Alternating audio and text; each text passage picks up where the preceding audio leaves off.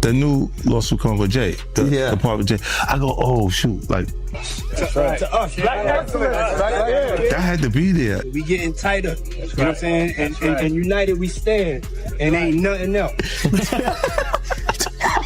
Black excellence, they're sitting there like, yeah. It's the billionaire brunch. Like, I hate you, man. Unaware of anything going on here. This is the one time I'm gonna be with you this year. Yeah. Come on, bro. I ain't never made a call to Diddy. I got Diddy's number. Just hit him up. Yo, Diddy, what up? Never happened. He told me to take me shopping. I looked at him like, what you just said? This is a tight one. And the winner is Eminem, the Eminem Show. Wait, he didn't just spell the word rapper and leave out a P, did he? Yep. 50 Cent fired back at Jay-Z after he said this about him. No one's scared of 50 Cent. I'm about $1. What the f is 50 cents? Jay goes, and nobody's afraid of 50 Cent. His safe presentation, what the glasses represent? Intelligence, right? A nerd, maybe? Why would you have to make that clear when no one's ever asked me if I'm afraid of Jay-Z? It's his largest selling record sold 430-something thousand copies. My largest selling records, plural, 2 of them sold 5 million. In a word or a sentence, Jay-Z. Good business. What Jigga just sold, like 4 million? Got something to live for. Don't wanna put in fold through that Bentley coupe dope. A word or a sentence, Eminem. The best. Lloyd Banks. Cool. Tony Yayo. That's my boy. Loyalty. 50 Cent, the rapper. Still got it, man. 50 Cent, the television producer. Just get going. Future. Oh, talent. Nas. The best. Jay-Z. Good business. They done took down Puff. They done took down all these other powerful black people. Jay-Z's like the lone standing powerful you black do man. the track wrestling on them. Jay is them people. But I know they went up to the feds one day and they took some paperwork up there to him. Let's be very clear. This is the email that DJ Vlad sent me, his producer sent me, asking me to appear on his podcast on YouTube just after the Cassie video was released on my birthday. But like, where's Jay at? He's mad quiet. Like while the Puffy thing was going on. But it's obvious now that his team was being made aware that he was in those allegations also.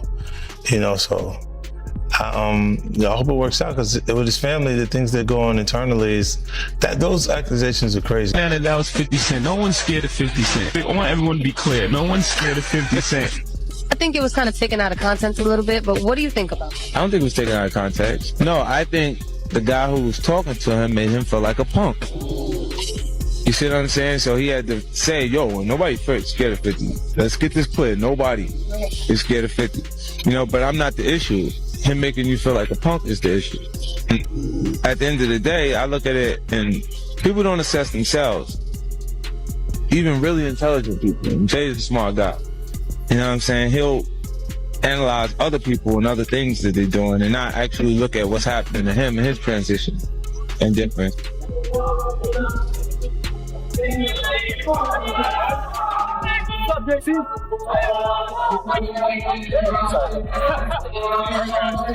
Jay, your music saved my life, man. We're Sagittarius too, man. Thank you so much.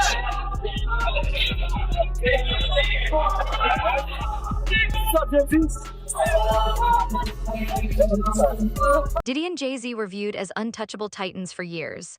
For a long time, hip-hop has been shaped by two dominant forces bound together by influence, strategy, and success. However, hints from 50 Cent suggest that their alliance may have fractured the moment loyalty gave way to self-preservation. This story is not really about music. It is about leverage, authority, and what happens when control begins to slip. As pressure around Diddy intensified, the industry's reaction felt unusually quiet. There were no bold public endorsements, no passionate defenses, just a careful, calculated silence. Those watching closely suggested that the calm exterior masked intense activity behind the scenes, where survival mattered more than loyalty and alliances could shift overnight. Within this unfolding drama, Jay-Z appears to stand at a pivotal crossroads. Ongoing rumors imply that he chose to keep his distance, consolidate his influence, and strengthen his position as the storm steadily approached. Took down Puff. They done took down all these other powerful black people. Jay-Z's like the lone standing powerful black man. You do the track wrestling on them. Jay is them people. You do the history of most of the people that got in trouble in the industry, big trouble, Who they went to for help? That's true. When Lil Wayne was in trouble, who'd he go to? When Meek Mills was in trouble, who'd he go to? Meek Mills said it himself. Desiree helped me. You understand? So, how could he be up next? You know what I'm saying? He is them people. They go to him when they got problems. And what they gonna say if he don't come up and nothing? What they gonna say? Told you, he ain't got nothing to do with that. They still gonna cover it up anyway. But I don't think they coming after him at all. I don't think they got, like I said, I think he is them. He has a relationship with them. You talking about a woman that had a relationship with the feds for 20-something. For months, 50 Cent has been hinting in his lyrics that certain powerful figures were holding solid proof. Not media headlines, not rumors, but real, tangible material. Then suddenly, while others seemed to fall short, he gathered enough substance to back an entire Netflix project, immediately raising one sharp question: where did all of it come from? According to sources within the industry, Jay-Z recognized early how risky that material could be and just how explosive the fallout might become. Reports suggest he chose to move carefully, creating distance and focusing on protecting his reputation while maintaining a calculated strategic position, rather than exposing himself to potential consequences. In this version of events, loyalty was not what guaranteed survival. It was foresight, discipline, and the ability to make precise decisions at critical moments that kept him standing when the pressure reached its highest point. Working for them. You got an agent, your agent that's in charge of you. You think she don't have no relationships with over the years with all these agents that became retired and connected and this and that and the third till they just know she got power. That's power over there. You know what I'm saying? Who you wouldn't want on your side? You got them on your side? You know what I'm saying? If something happened with him, it's going to be about a money situation. It ain't going to be nothing that's going to hurt. You get what I'm saying? So I don't know. I don't see them going after him. You know what I'm saying? But everything Jaguar be saying do flourish. The legal side of the situation began drawing the most attention as patterns started to emerge and more alleged victims stepped forward. With each new claim, the atmosphere grew heavier and the stakes became higher. Amid that escalation, Alex Spiro, Jay-Z's personal attorney, was frequently seen handling matters connected to Diddy's expanding legal battle. His consistent involvement sparked speculation about deeper coordination, strategic planning, and quiet collaboration behind closed doors.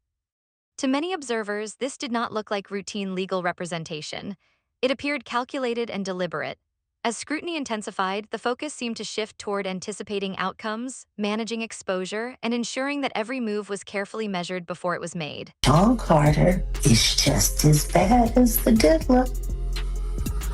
And I know that for a fact.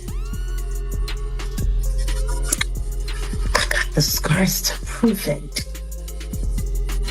You want to know what a box cutter feels like going into your skin and ripping you? I can tell you how it feels.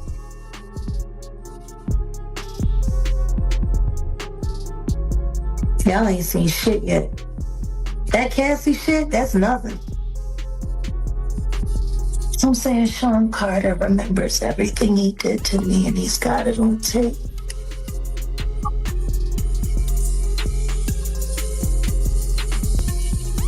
Just like Diddy.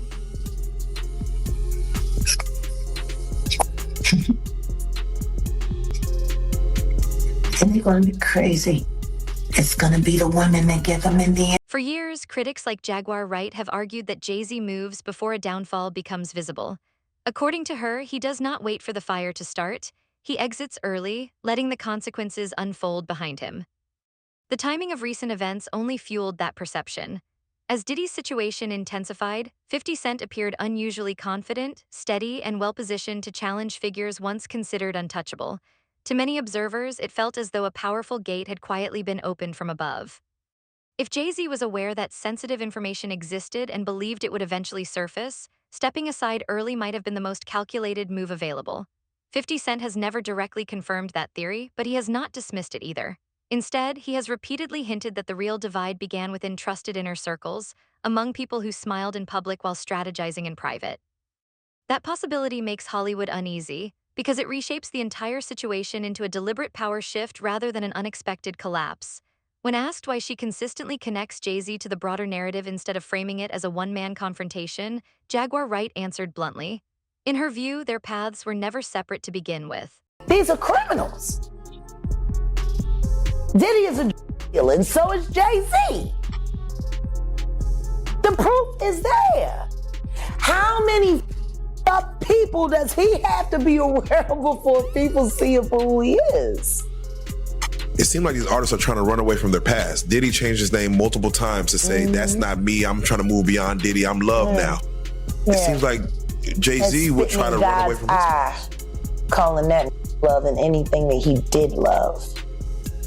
Brother love. What kind of love? Baby oil love. Baby love. Baby love. Explicit love. Hey! They never thought that hip hop would take it this far. Oh man, it's different now. These lyrics are all hitting different right now. All the people talking about fathers. She argues that focusing on one figure while ignoring the other misses the broader context entirely. In her view, their journeys have always been tightly intertwined. They rose together, expanded their influence side by side, and if circumstances were to unravel, both would feel the impact. For Jaguar, this is not about coincidence or casual association. It is about two powerful individuals who collaborated over time, made strategic decisions in alignment, and built a lasting legacy through shared moves. Her perspective reframes the story as a collective history shaped by joint actions and mutual responsibility. From where she stands, accountability cannot simply be placed on a single name, and any appearance of separation is merely an illusion. Sean Carter is responsible for enacting Hype Williams to put Aaliyah on a faulty plane, to move her out the way as punishment for rejecting him, and so he could level up Beyonce, who was struggling. Let's just say allegedly that happened. Now I want you to think about 106th and Park with Mary J. Blige. Free, who is a victim of Sean Carter. Yeah. Mary J. Blige, who is a victim of Sean Combs, are sitting there talking about the death of Aaliyah amongst each other. Think about that. You got a Diddy victim, you got a Jay-Z victim, and you got a superstar gone. They know what happened. And yet, they had to sit there and have that conversation like they didn't know who did it. Think of the power of that moment. Think about Claudia Jordan right now. Claudia Jordan don't ever mention my mother name. She mentioned it yesterday. Talking about why people are afraid to come forward. You mean like you? You was Diddy girl. Corey was Jay-Z girl. Why don't you claim your friend? Claudia.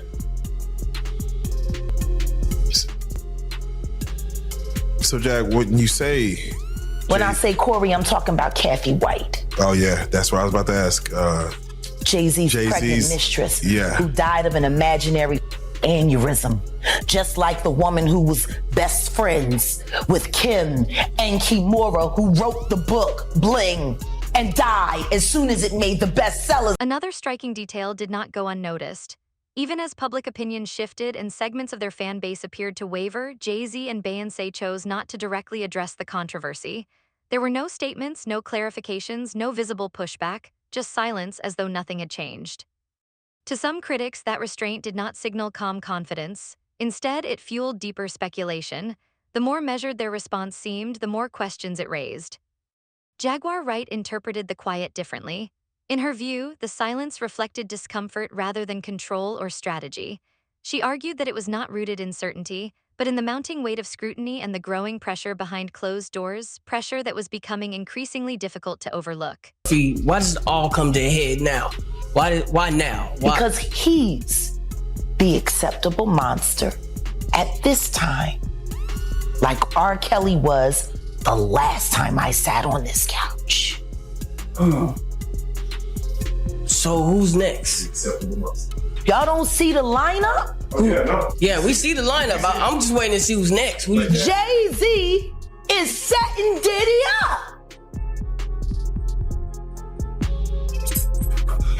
Why is everyone having such a hard time? He ain't doing shit different. He lined up D. Haven, stole his life and identity.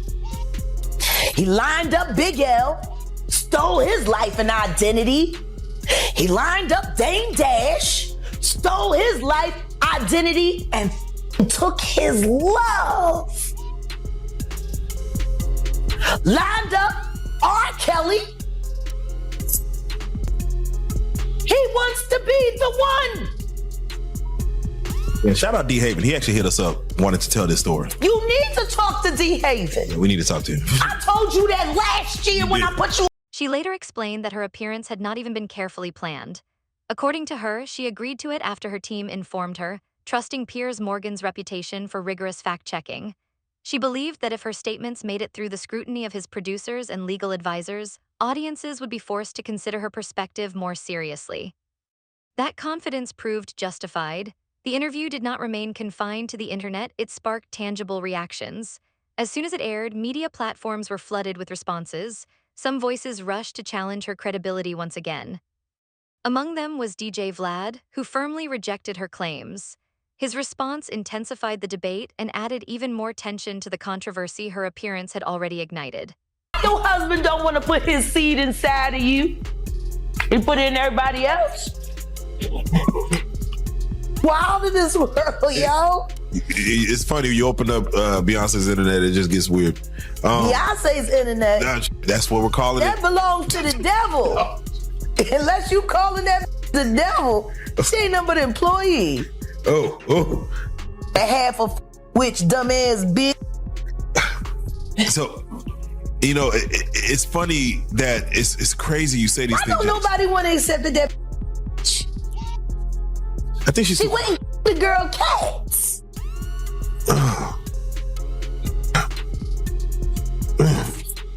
Okay. A girl went to court and charged her with extreme witchcraft.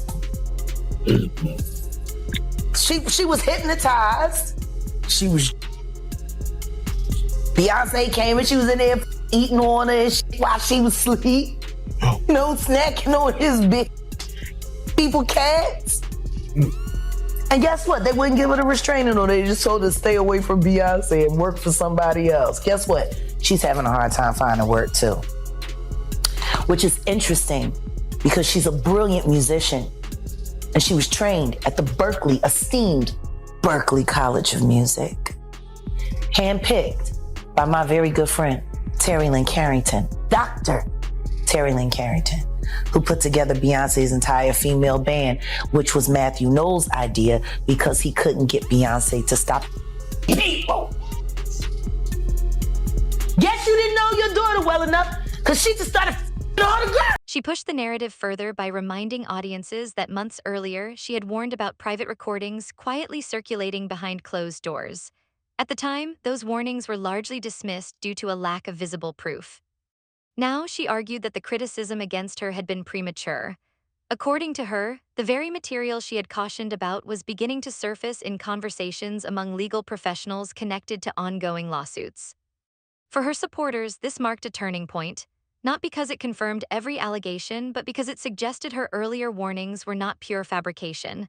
What once sounded like speculation was now echoing within serious legal discussions, giving the story greater weight, urgency, and tension. Never sit with us. No, I know. Never. He said he would never sit with me.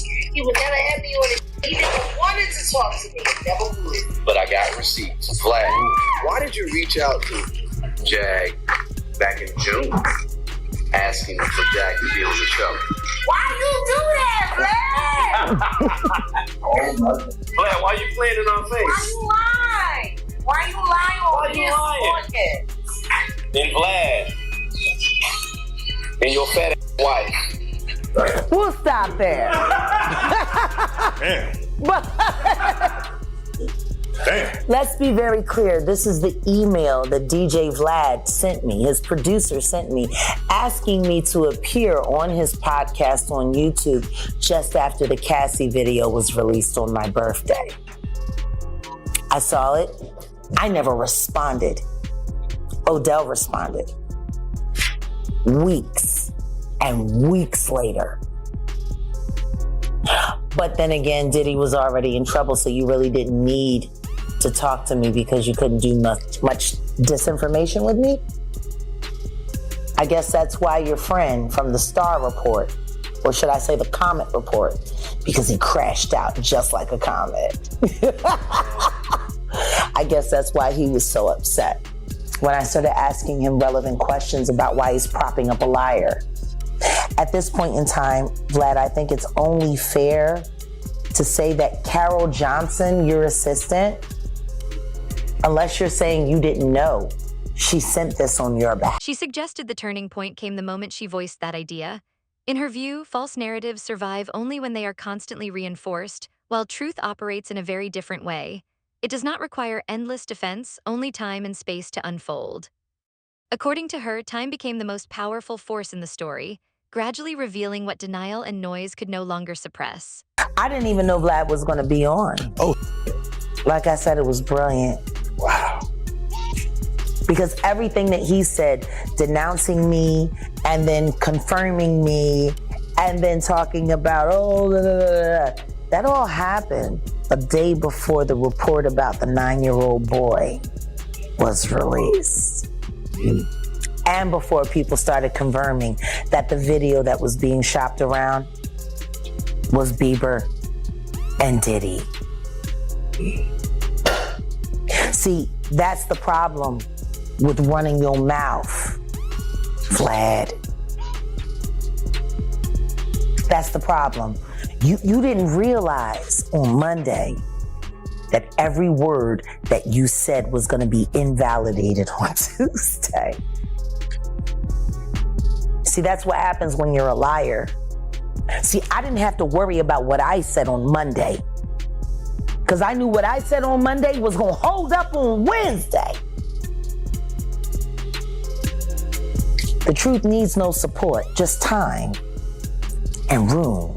Figures who were once seen as untouchable are now being quietly connected to the same incidents that years ago were only mentioned in hushed conversations. And at the center of those emerging links, Jay-Z's name continues to surface. That's the other person that was with them. They go up to the feds with all this paperwork, you understand? And I mentioned this before, you understand? They not only talking about the extortion stuff, they talking about how they trying to be made to have this what you call this promotion, this distribution thing. And which I'm finding out they wasn't even gonna be a part of it until later. But they was in fear, like they was trying to be made to be a part of this whole distribution thing that Suge Knight was trying to build up with Rockefeller, because it was Dame Dash, it was Irv Gotti, it was Jay Prince, and Death Row. You understand what I'm saying? So now, everybody wanna know who's this and who's that, and wanna go back and say, yo, how do you know? It came from the horse's mouth. He said he got all the paperwork to prove it. Kirk Brown said it plenty of times, but nobody won't sit down with him. I mean, like, you won't get none of these, these radio stations and all this stuff like that to sit down with him. He said, I got the paperwork.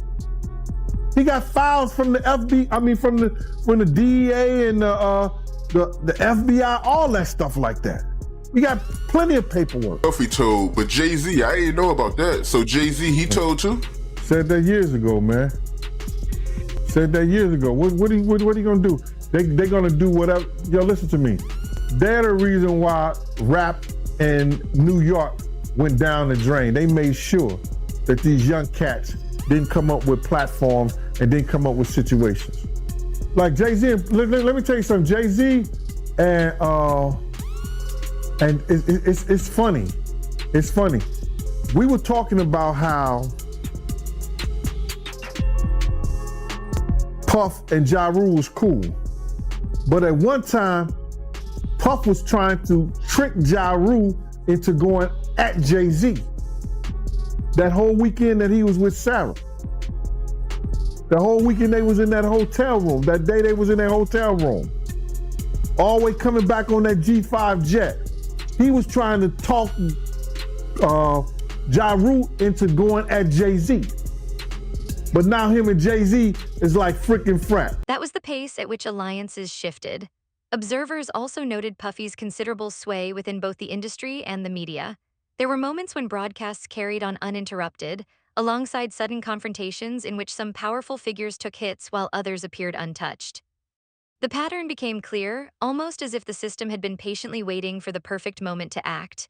When Kanye West publicly called out Puffy and referenced his vast business network, the response was immediate and forceful. It brought everything to a halt. Kanye West, he made a comment on Drink Champs and he said that Puffy was the feds. What you think about him saying that? Well, when he talking about the feds, he could be saying that he's their ear. Puff is the one who goes back and he tells, like he did when Suge, when Jay Prince, when Irv Gotti, I think it was Irv Gotti could have been a part of that too.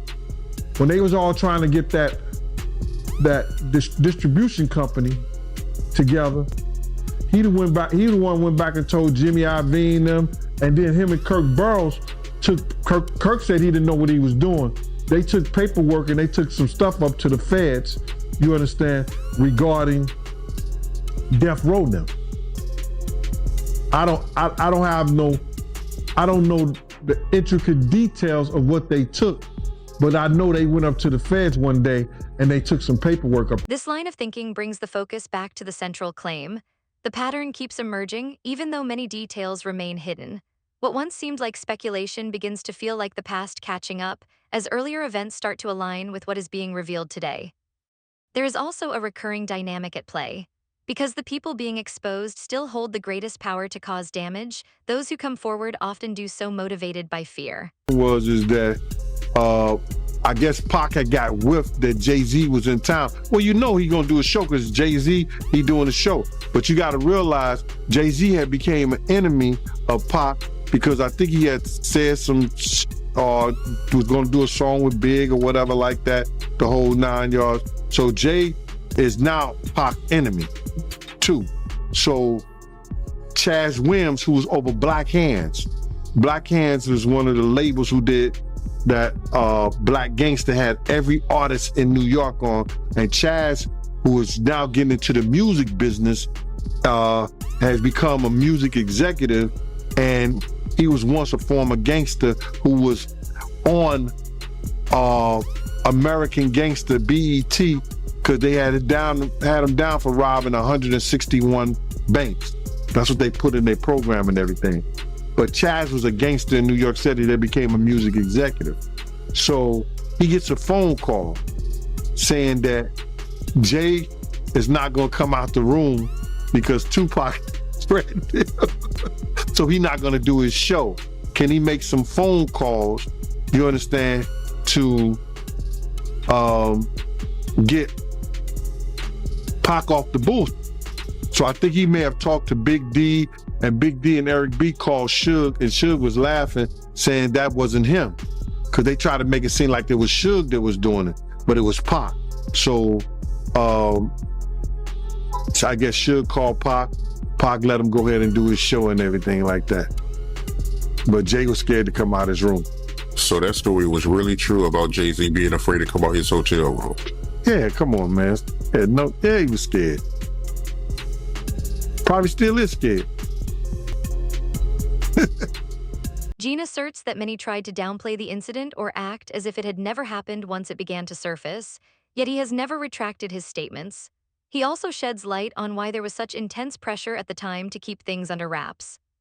There were serious discussions about bridging the gap between East Coast and West Coast music, including plans for a new movement that could unite artists from California and New York. That entire vision, he explains, could have collapsed immediately if tensions had flared between Tupac and Jay-Z. This, he suggests, is why maintaining order was so critically important. Going to call it dissension because they were trying to start Death Row East Coast. And that would have been Pac, Eric B., and you know what I'm saying, all the dudes here in New York. So then they're going to have groups coming back and forth from Cali to New York. So it was just good business just to chill out with that. But they was trying to chill out the whole thing. They had a big meeting and Puff wouldn't send a representative or let Zip or Chaz represent him in the meeting. Yeah, that's a wild story. Yeah, who told you this story, if you don't mind me asking? I was there. Oh, wow, I didn't know that, man. I didn't know you was there. So you was there when Jay was scared to come out his hotel room. I had no idea, man. I used to roll with Chaz every day, bro. And then it came out. And then it came out, somebody else told the story. But that, I think it may have been Dame Dash or something like that told the story. A lot of my stories get out, man, but they don't believe when I tell them. They believe it. The silence starts to speak volumes when the old stories are connected to today's events. The picture becomes clearer. The same names keep resurfacing and familiar patterns keep repeating. Now, those who spoke out years ago are being taken seriously. The real question is, are we on the verge of uncovering something entirely new? Share your thoughts in the comments below.